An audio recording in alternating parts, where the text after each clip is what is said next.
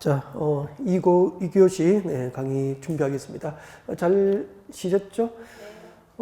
지금 우리는 그 토지공법의 기본이 되는 국토계획법 공부를 하고 있고요. 이 법의 핵심은 우리나라 국토를 개발하고 또 어떤 지역의 토지를 어떻게 이용할 것인지, 또 어떤 국토는 개발을 하지 않고 또 온전하게 보존을 해야 될 것인지, 이렇게 국토 개발과 토지 이용 그리고 국토 보존에 관한 각종 행정계획의 체계를 이제 여러분에게 소개하는 그런 과정이에요. 우리 국토계획법상 국토계획 중에서 광역도시계획을 1교시에 소개를 드렸었고요. 그 수립하는 단위는 이웃하고 있는 두 개의 선의 도시공간 전부나 일부를 하나의 단위로 묶어주면 광역계획권이라고 하고, 그 지정된 광역계획권 단위로 광역도시계획 수립이 있게 됩니다. 그리고 이 광역도시계획이 수립된 지역이라면 여기에 부합될 수 있도록, 즉 적합하도록 이제 한 개의 도시나 군 단위로 국토가 계획되는데, 이렇게 도시나 군 단위로 수립하는 국토계획을 도시군계획이라고 합니다. 그리고 그 도시군계획에는 도시지역과 군지역의 장기적인 발전 방향과 목표를 제시하는 장기정책계획이 도시군기본계획이고, 기본계획으로 장기적인 발전 방향과 목표가 제시되면 거기에 부합될 수 있도록 이제 도시지역과 군지역을 관리하기 위해서 이런 6가지 정책을 정책으로 입안하고 결정할 수 있는 행정계획을 도시군관리계획이라고 하는 거죠. 자, 그러면은 자, 도시군관리계획 내용 세 번째 이야기. 자, 여러분 교재 162페이지 04번. 04번에 보면 박사가 있죠. 네, 박사네. 기역, 니은, 디귿 할 차례예요. 그래서 디귿본을 여러분 한번 읽어보십시오. 자, 기반 시설의 설치, 정비 또는 개량에 관한 계획이다. 그렇게 되어 있잖아요. 그래서 자, 이제 보시면 되죠. 그거 할 거예요. 자, 도시군 관리 계획이라는 것은, 도시군 관리 계획은 도시지역과 군지역의 토지 위에다가 기반 시설. 자, 이 기반 시설을 설치하고 그리고 정비하고 개량하는 것을 결정할 수 있는 행정계획이에요. 그래서 도시군 관리 계획이 무엇입니까?라고 하면 이렇게 하면 되죠. 뭐.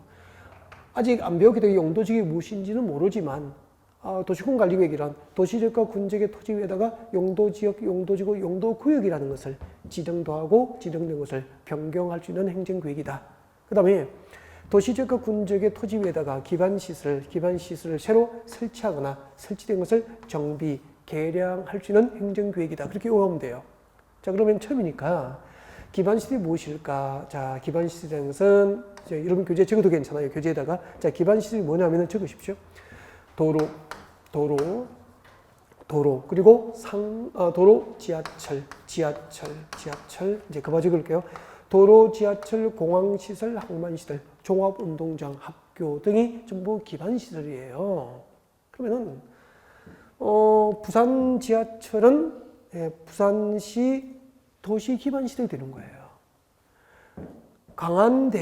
강안대교는 부산시 기반시설이 되는 거예요. 이렇게 도로라든지 지하철, 한강대교, 종합운동장, 야구돔, 경기장 이런 것을 도시지역과 군지역에 설치하면은 기반시설 설치라고 하고, 이런 기반시설 설치는 그 도시의 도시군 관리 계획이라는 행정계획으로 정책을 입안을 해서 도로 등 기반시설 설치가 결정이 되는 거예요. 자, 그러면은 여러분 여기 서울 A지역입니다. 서울 A지역과 B지역, A지역과 B지역을 연결하는 지하철 설치가 결정이 됩니다. 그럼 지하철 설치는 용도지역 지정입니까? 기반시설 설치입니까? 기반시설 설치니까 이렇게 지하철을 설치하려면은 서울시 도시군 관리계획으로 정책을 입안을 해서 결정해야 돼. 도시군 관리계획으로 기반시설 설치를 결정해요. 그러면은 아니 서울 지하철 설치를 서울시청에서 결정했잖아요. 결정하면은 그 사실을 서울 시민에게 비밀로 해야 될까요? 알려야 될까요? 당연히 알려줘야 되잖아. 어디에 알리냐면 그 알리는 것을 고시라고 하네요. 고시라고 그래요. 또 부산시에서 강안대교를 설치하는 부산시 도시군관리구역 정책으로 입안해서 강안대교 설치를 부산시 도시군관리구역 정책으로 결정을 한 거야. 그럼 그 강안대교 설치와 같은 중요 정책을 결정하면은 부산 시민에게 알려야 됩니까? 비밀로 해야 됩니까? 알려야죠. 그 알리는 것을 뭐라고 하죠? 고시라고 하는 고시. 이것을 도시군관리구의 결정을 알린다고 해서 결정고시라고 합니다. 따라합니다. 결정고시. 그래서 정책은 결정되면은 고시하여서 시민에게 공적으로 알려주는 거예요. 이를 결정고시라고 하는 결정고시. 자, 그러면은 옆에 적으십시오. 교재 162페이지 제일 밑에 빈 공간에 적으면 교재에 적으십시오. 제일 밑에다가 적으세요. 자, 행정정보를 알리는 방법이에요. 행정정보를 국민에게 알리는 방법입니다. 행정정보를 알리는 방법이죠. 자, 행정정보를 국민에게 알려주는 방법 두 가지가 있습니다. 대표적으로 이제 두 가지를 소개하면 고시는 알리는 거죠. 또 고시하여서 알려줄 수도 있고 공고하여서 알려줄 수도 있다고. 고시하여서 알릴 수도 있고 공고하여서 알려주는 거죠. 그래서 고시하고 공고는 둘 다 알리는 거죠. 알리는 거. 근데 그럼 어떤 경우에는 고시하여서 알리고 어떤 경우에는 공고하여서 알려줄까? 궁금하죠? 네, 500원. 공고는 단기입니다. 단기. 짧은 기간이죠. 네, 짧은 기간 동안 알려야 할 경우에는 공고의 방법을 알리게 되고요. 장기, 오랫동안 알려야 됩니다. 장기간 알려야 할 경우에는 고시의 방법을 알려주는 거죠. 그럼 보십시오. 이제 여러분은 2020년 10월 달에 제31회 공개인증교사 수업을 준비하고 계시잖아요. 그죠? 이렇게 이제 수업을 준비하고 계시는데, 언제부터 언제까지 원서 접수 기간이고, 언제 시험을 보겠고, 합격자 발표를 언제 하겠다라고 하는 시험 시행 일정을 수험 준비하는 여러분에게 관련 기관, 산업인력관리공단에서 비밀로 해야 됩니까? 알려줘야 됩니까? 일정을 알려줘야 되잖아. 그것을 몇 개월 알립니까? 몇 년 알립니까? 며칠 알리면 됩니까? 한 일주일 정도 공고해서 알리면 되잖아. 이렇게 며칠, 짧은 기간 동안에 알려야 할 경우에는 공고하는 거죠. 그러면은 2020년도 제32대 공인중개사 시험 시행 일정은 고시됩니까? 공고됩니까? 시험 시행 일정이 공고가 돼요. 이 공고를 보고 원서 접수 기간이 언제부터 언제까지고 시험은 언제 보고 그리고 합격자 발표가 언제 있는지 여러분은 알게 된다고. 그래서 법 조문을 보면은 공고 앞에는 전부 며칠 공고야. 7일 공고, 14일 공고 이렇게 된다고. 짧은 기간 동안 알리겠다는 거예요. 7일 동안 알리겠다. 7일 공고, 14일 공고 그렇게 된다고. 근데 1년 공고, 6개월 공고 이런 말은 없는 거라고. 그러면은 이렇게 오랫동안 알려야 할 필요가 있을 경우에는 공고합니까? 고시합니까? 고시의 방법을 알리게 되는 거죠. 그럼 봐요. 만약에 여러분, 서울시 녹지지역 30만 정도 주거지로 변경됐어요. 용도지역이 변경됐다고. 도시군관리구역, 용도지역 변경은 도시군관리구로 정책을 입안해서 결정한다 그랬죠. 그러면 서울시 녹지지역을 30만 정도를 주거지로 변경하는 정책이 결정되면은 이게 녹지지역이 주거지로 변경됐으니까 녹지지역에 있는 나무는 그대로 둡니까? 잘라버립니까? 잘라버리고 주거지로 변경됐으니까 여기다가 택지를 조성해서 아파트를 지을 거 아니에요. 그러면 이 땅은 며칠만 주거지입니까? 앞으로 영원히 주거지입니까? 앞으로 용도지역 변경을 다시 결정하지 않으면 영원히 주거지이잖아요. 그러면 이 땅을 사시는 분은 10년 뒤에 이 땅을 사는 사람도 이 땅의 용도지역이 주거지임을 알고 사야 될 거 아니야. 20년 전에 이 땅을 사더라도 이 땅은 용도지역이 주거지역으로 결정고시된 땅임을 알고 사야 되잖아요. 그럼 이 땅이 주거지역이라고 며칠 알려야 됩니까? 오래 알려야 됩니까? 오래. 그래서 이렇게 도시군관리계획으로 어떤 정책이 결정되면은 오래 알려야 되니까 결정을 공고합니까? 결정 사실을 고시합니까? 고시해서 알린다고. 조금 이해가 되죠? 그러면은 고시를 할 때 알리는 건데 어디에 알려야 될까? 어디에 고시해야 될까? 방송에 해야 될까? 신문에 해야 될까? 그죠? 인터넷 홈페이지를 통해서 알려야 될까? 뭐. 어디에 하느냐면은 또 적어도 괜찮아요. 근데 고시를 중앙정부 있죠. 아까 국토교통부는 지방자치단체입니까? 최시원은 중앙정부입니까? 중앙정부잖아. 만약에 국토교통부에서 부동산 정책을 결정했습니다. 결정하면은 어디에 하느냐면은 관보를 발행합니다. 여러분 국토교통부에서 행정정보를 공개하기 위해서 무엇을 발행합니까? 관보를 발행해요. 관보. 그 관보요. 국토교통부에서는 관보의 정책 결정 내용을 게재하는 방법으로 고시를 하게 됩니다. 그리고 지방자치단체. 그러면은 서울시청이나 부산시청은 중앙정부입니까? 지방자치단체입니까? 지방자치단체가 되잖아요. 그래서 이 지방자치단체에서는 공보를 발행해요. 공보. 그러면은 서울 지하철 설치를 서울시에서 결정하면은 서울시청에서 발행하는 공보, 그 공보에 게재하는 방법으로 이제 고시가 이루어지게 되는 거고, 부산에 강안대교 설치를 결정했을 때는 그 강안대교 설치에 관한 정책 결정을 부산시청에서 발행하는 공보에 게재하여서 알리게 된 거죠. 이 지방자치단체가 발행한 이 공보를 시가 발행하면 시보라고도 하고, 그러니까 부산시 공보, 부산시 시보 같은 말이야. 부산시 공보를 시가 발행하는 공보를 그래서 뭐 시보라고도 하고 한다고. 그리고 군청에서 발행하면 군보 이렇게 되는 거라고. 이렇게 도로, 지하철 등 도시민의 생활에 기반이 되는 시설을 무엇이라고 합니까? 기반시설이라고 하고, 그 기반시설 설치는 도시군 관리로 결정하여 관보나 공보의 결정 사실을 고시한다고요. 그때부터 도로 등에 대한 법상 명칭이 바뀌어버려요. 도로 등에 대한 법상 명칭이 무엇으로 바뀌느냐면은 도시군 계획시설로 바뀝니다. 도시군 계획시설로 바뀌어요.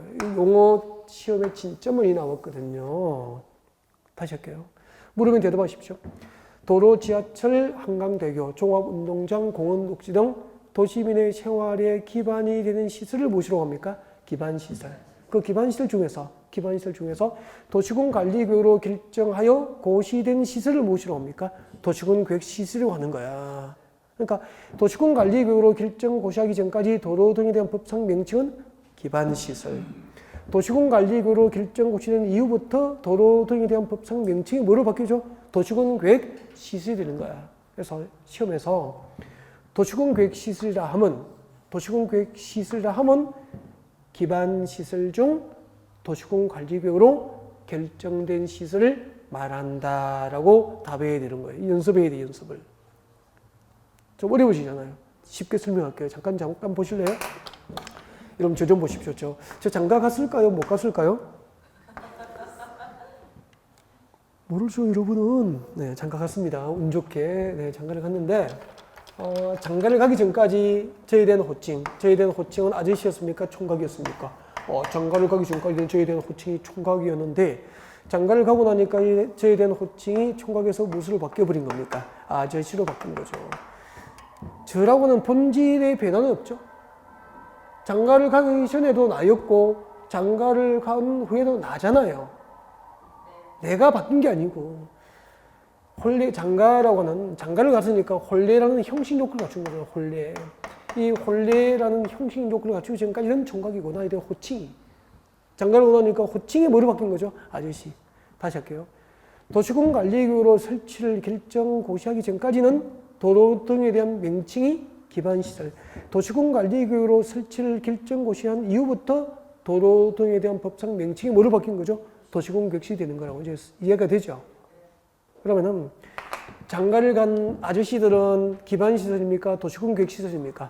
도시군 계획시설이고 총각들은 도시군 계획시설입니까? 기반시설입니까? 기반시설이 되는 거잖아. 그럼 저는 기반시설입니까? 따지면은 도시군 계획시설입니까? 도시군 계획시설이 되는 거라는 거죠.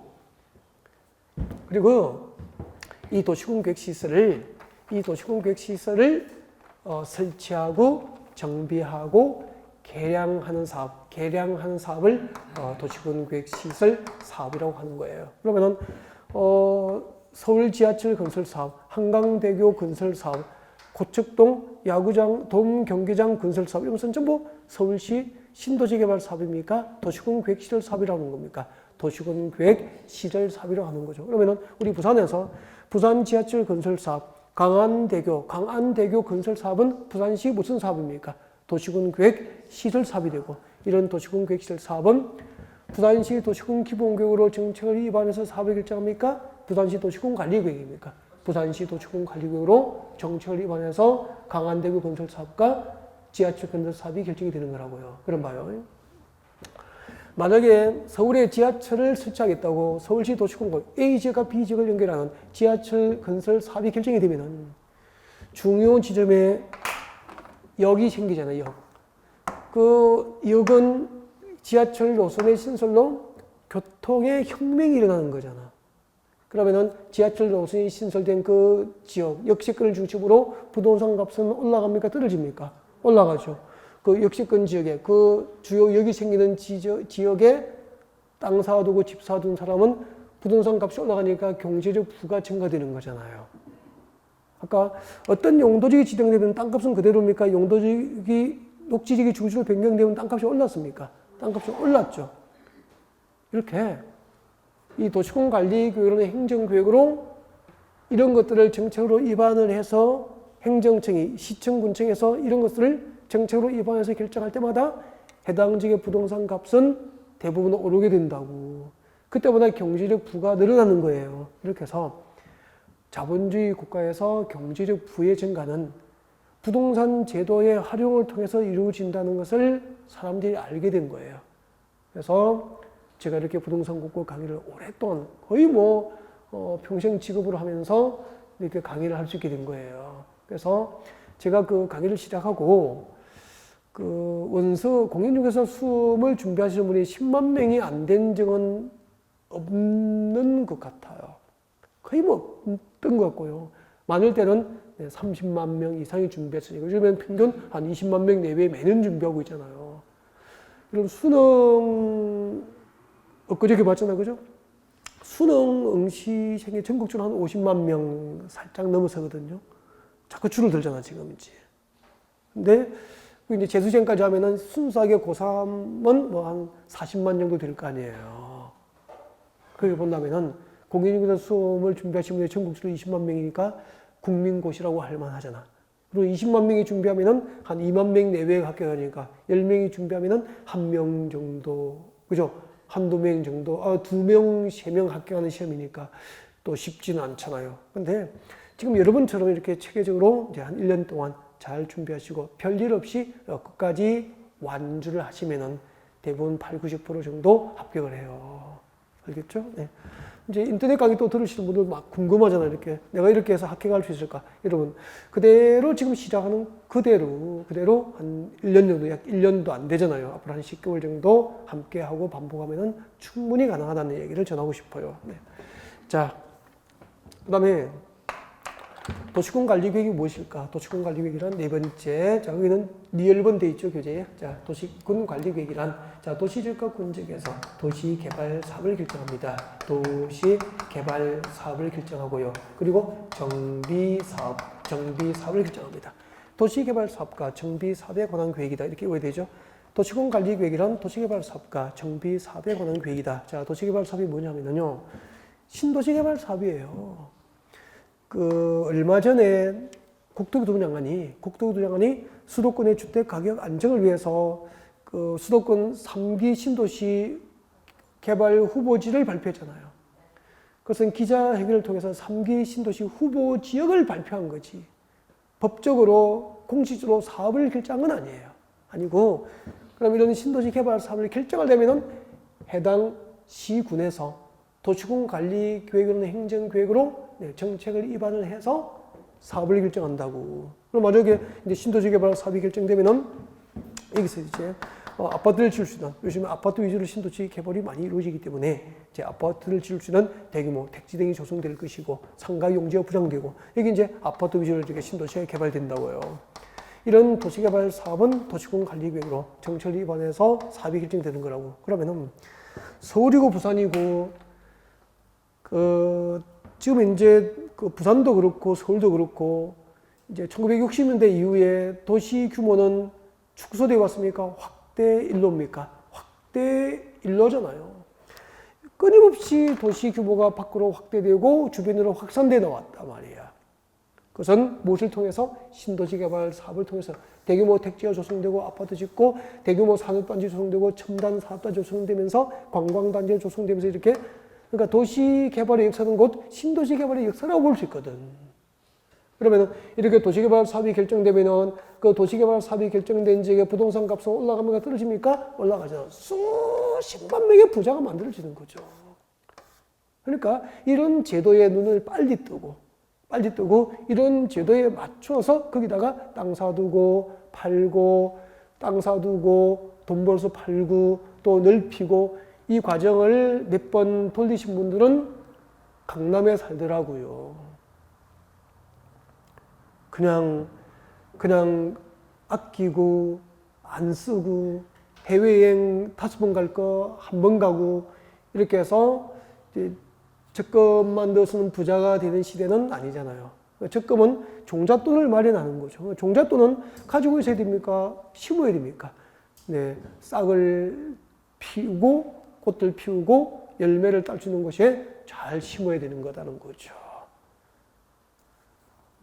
이렇게 해서 여러분의 고객을 이런 제도를 이런 정책이 누가 어떤 과정을 통해서 정책으로 입안하는지 어떤 과정을 통해서 정책으로 결정되는지 결정되면 아까 어떤 과정을 통해서 결정 내용이 국민에게 공적으로 공개되는지 다 말씀해 드린 거잖아요. 이런 내용들을 공부하게 된다고. 들어보니까 조금 처음 들으니까 어렵고 낯설지만 재미는 있죠. 앞으로 이런 내용들을 지금 앞으로 공부할 내용을 쭉 한번 보여드리는 거라고. 근데 이렇게 도시개발 사업으로 신도시개발 사업이 결정되고 택지를 조성해서 아파트를 다 짓고 입주를 했어. 신도시 입주했다고. 그러면 수도권 1기 신도시, 분당 신도시, 일산 신도시도 입주하고 지금 30년을 넘어서고 있거든요. 막 넘었거나 이제 넘으려고 한다고. 그럼 여러분, 아파트 입주하고 한 30년, 40년 지나면은 건물은 그대로입니까? 노후화됩니까? 노후화되잖아. 구조 안전상 문제도 생길 수 있잖아요. 그리고 주택의 기능이 떨어져요. 배관이 터지고 상수도관이 낡아지고 그죠? 그렇게 된다고. 그러면은 그대로 살아야 됩니까? 재건축합니까? 재건축하고 리모델링 할 수 있다고. 그때 아파트 재건축 사업은 정비 사업이 되는 거죠.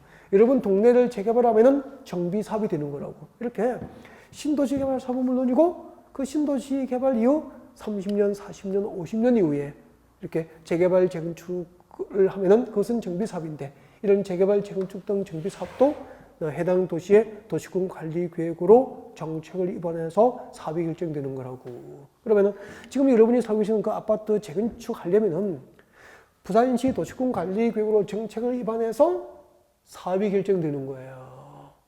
사업이 결정되면 비밀입니까? 결정은 고시 합니까? 고시. 부산시청은 중앙정부입니까? 지방자치단체입니까? 지방자치단체니까. 관보를 발행합니까? 공보입니까? 공보. 그 부산시 공보에 사업 결정을 고시하면은 법적으로 재건축 사업이 결정이 공식적으로 된 거라고. 아, 이런 원리구나. 그래서 도시군 관리 계획이라는 것은 신도시 개발 사업과 재개발, 재건축 등 정비 사업을 결정하는 행정 계획이다. 그렇게 하면 되죠. 제가요, 여러분 처음이니까 익숙하도록 지금 계속 의도적으로 지금 반복해드리고 있는 거예요. 그 다음에 도시군 관리 계획 5번째 교재 보시면 되죠. 5번째 미연번이잖아요. 도시군 관리 계획이란 지구, 단위, 계획, 구역. 지구 단위 계획 구역의 지정 및 변경이죠. 지구 단위 계획 구역의 지정 및 변경과 지구 단위 계획 구역의 지정 및 변경과 그리고 지구 단위 계획, 지구 단위 계획에 관한 계획을 도시군 관리 계획으로 합니다. 이걸 처음 들으면 무지하게 어렵죠.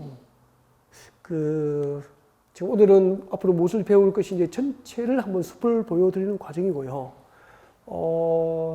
다음 주 한 3주차 되면은 이 지구 단위 계획편을 1시간 정도 배워요. 지구 단위 계획만. 그러니까 파트가 따로 나와요. 앞으로 공부할 내용을 미리 소개를 해드린 거예요. 그래서 앞으로 1시간 내지 1시간 반 정도 내 지구 단위 계획 구역에 대해서 설명을 드릴 수 있는 기회가 있어요. 누가 지정하는지, 어디에 지구 단위 계획을 지정하는지, 지구 단위 계획을 몇 년 내에 무엇을 지구 단위 계획으로 결정하는지 뭐 이렇게 다 배우게 됩니다. 배우게 될 텐데 일단 나왔으니까 지구 단위 계획이 무엇인지 잠깐 용어 설명을 또 좀 드리면 좋을 것 같아요. 그래서 그때 또 할 테니까 일단 나왔으니까 한번 일단 들어주십시오. 지구 단위 계획이 뭔지 잠깐 봐요. 이 지구 단위 계획이 무엇인지 지금 하는 내용이 올해 시험 나왔었어 또. 올해 시험 나왔었다고. 한번 봐요. 여러분 물으면 대답하세요. 여기는 서울시라고. 서울시는 한 개의 도시입니까? 맞죠?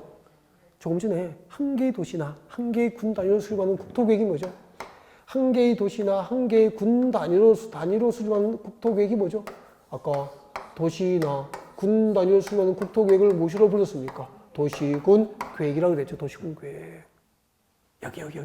여기요. 이웃하고 있는 두 개 이상의 도시 공간 전부나 일부를 하나의 단위로 묶어줍니다. 광역계획권. 그 지정된 광역계획권의 장기적인 발전 방향을 지시하는 계획은 광역도시계획. 한 개의 도시나 한 개의 군 단위로 하나의 도시나 하나의 군 단위로 수립하는 국토계획은 도시군계획. 도시력과 군직의 장기적인 발전 방향과 목표를 지시하면 도시군 기본계획. 도시군 기본계획에서 장기적인 목표를 지시하면 그 장기적인 발전 방향과 목표가 달성될 수 있도록 도시력과 군직의 토지 위에다가 이 동그라미 1번부터 6번에 해당하는 정책, 동그라미 1번부터 6번에 해당하는 정책을 정책으로 입안하고 결정할 수 있는 행정계획은 도시군 관리계획이라고 했거든. 그래서 이게 서울이면은 서울은 서울시 관할구역 전부를 한 개 단위로 해서 서울시 도시군 계획이 수립된다고. 여기요. 서울시 관할구역 전부를 하나의 단위로 하는 국토계획. 이게 뭐죠? 이게 도시군 계획이라고. 도시군 계획. 서울시 관할구역 전부를 하나의 단위로 하는 국토계획이 도시군 계획이라고. 알겠죠? 근데 여기가 서울시 녹지지역이에요. 용도지역이 무엇이라고요? 녹지지역이라고. 녹지지역이라고. 녹지 보존을 목적으로 용도 지정된 다음 주에 배워요. 그리고 그럼 부산도 다르지 않거든요. 부산시 주변에 보이는 산지는 대부분이 용도지역이 녹지지로 묶여 있어. 그리고 그 위에 녹지지역에서 동시에 그린벨트. 그린벨트는 아시잖아. 개발제한 구역이라고 부르죠. 자, 그린벨트로 묶여 있는 거예요. 그러면 봐. 여기는 녹지지역으로 한번 묶어놓고 그 위에, 녹지지역 위에 그린벨트로 또 이중으로 묶어버린 거야. 그러다가 그린벨트가 해제가 됐어요. 자, 잘 보시면은 서울시 녹지지역의 그린벨트, 개발제한구역이 이만큼 해제가 됐다고 하면 잘 보세요. 이번에 개발제한구역이 해제된 지역은 서울시 도시군 계획 수립 대상 전부입니까? 그중 일부입니까? 일부. 이렇게 도시군 계획 수립 대상 지역 중 일부 지역 단위를 지구 단위라고 합니다. 지구 단위 계획할 때 지구 단위가 무엇인지 알겠죠? 지구 단위란 한 개의 도시나 한 개의 군 관할구역 전부를 말합니까? 도시 또는 군 관할구역 중 일부 지역입니까? 일부 지역 단위를 말하는 거야. 그래서 지구는 전부입니까? 일부입니까? 일부 지역 단위. 어디 일부죠? 국토의 일부가 아니고 도시 또는 군 관할구역 중 일부 지역 단위를 말하는 거야. 그러면은 자, 서울시 관할구역, 서울시 도시군 계획 수립 대상 지역 일부 지역 단위로 그린벨트가 풀리면은 여러분 그린벨트 해제되면은 버립니까? 해당 지역 땅을 버립니까? 주변 지역 특색에 맞도록 개발합니까? 주변 지역 특색에 맞도록 개발하겠죠. 그래서 그 그린벨트가 해제된 일부 지역 단위의 도시군 관리 계획을 수립해서 개발하는데 그 일부 지역 단위의 도시군 관리 계획을 무엇이라고 합니까? 지구 단위 계획이라 그래요. 여보세요. 한 개의 도시나 군 단위로 수립하는 국토계획이 뭐죠? 도시군 계획. 도시군 계획 수립 대상 지역 중 일부 지역 단위의 도시군 관리 계획을 뭐라고 합니까? 지구 단위 계획. 이게 뭐죠?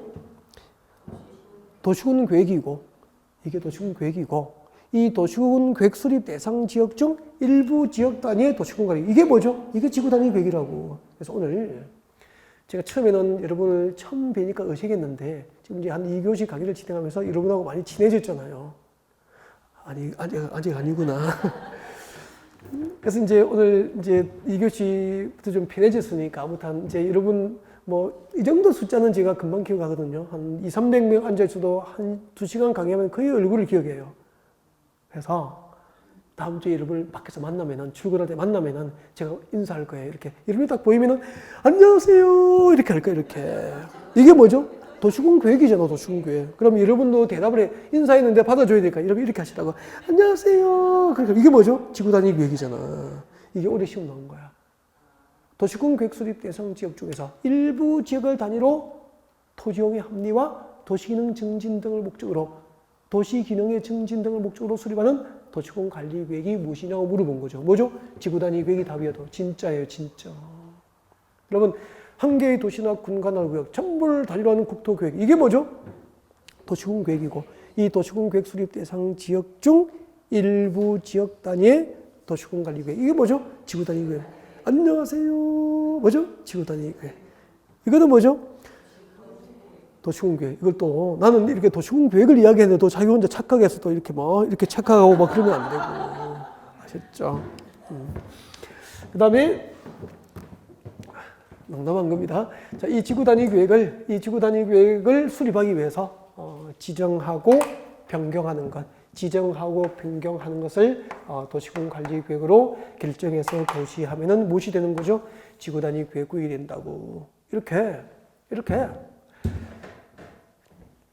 도시지역과 도시군 계획이란 도시지역과 군적의 토지 위에다가 이런 지구 단위 계획구역을 지정하거나 변경할 수 있는 행정계획이면서 지구 단위 계획의 수립과 변경을 결정할 수 있는 행정계획을 도시군 관리 계획이라고 한다. 그런 얘기예요. 이제 하나 남았죠. 하나 하고 또 휴식을 할 수 있게 됩니다. 자, 6번 보면 6번 마지막이죠. 여러분 교재 보시면 되죠. 입지 찾으셨습니까? 네, 입지, 규제, 최소 구역이죠. 도시군 관리 계획은 입지, 규제, 최소 구역의 지정 및 변경입니다. 입지, 규제, 최소 구역의 지정 및 변경과 입지, 규제, 최소 구역의 지정 및 변경과 그리고 입지, 규제, 최소 구역 계획입니다. 입지, 규제, 최소 구역 계획, 입지, 규제, 최소 구역 계획에 관한 계획이 도시군 관리 계획이에요. 나중에 그 입지, 규제, 최소 구역 제도도 한 30분 정도 이 파트만 앞으로 준비가 되어 있습니다. 되어 있는데 일단 나왔으니까 입지, 규제, 최소 구역이 무엇인지 처음이 입문과정이니까 용어 설명만 잠깐 좀 드릴게요. 설명을 드려야 되는데 자, 여러분 입지, 규제, 최소 구역 설명하겠습니다. 저 좀 봐주시고요. 여러분 여기 지금 보니까 모든 설명이 뭐 이렇게 외우는 겁니다. 이게 암기 방법을 가르칩니까? 스토리가 있습니까? 스토리. 현장을 통해서 이야기를 해주는 거죠. 그럼 이제 전문 지식이 살아있게 되잖아요. 암기하는 방법 여러분도 공부 많이 하다 보면 이렇게 외우면 좋겠다가 뭐 앞머리를 잘라서 외우고 이렇게 합니다. 스스로 만들 수도 있어요. 맞잖아요? 그건 강의는 아니잖아. 그죠? 외우는 방법을 가르치는 것은 강의는 아니죠. 하다 보면 누구나 그런 요령이 생기는 거죠. 요령은 나중에 하는 거고. 일단은 어떤 원리, 제도를 이해를 해야 돼요. 그래야 제도적으로 이제 부동산 정책이 이렇게 뭐 용도지역도 변경되고 신도시 개발도 이루어지고 재개발, 재건축 사업이 결정되고 하는 거거든요. 그 제도를 보라는 거죠, 제도를. 여기요. 서울인데 이게 서울시 강남구 삼성동이야. 서울시 강남구 삼성동 한전부지입니다. 한전부지. 한전부지가 뭐죠? 한국전력공사 본사가 있던 땅이 이제 한전부지라고 하는 거죠. 우리가 서울 강남구 삼성동에 한국전력공사 본사가 있었다고 여기 있었는데 이 전력공사 본사가 저기 나주 혁신도시 전라남도 전남 나주 혁신도시로 이제 이전한 거예요.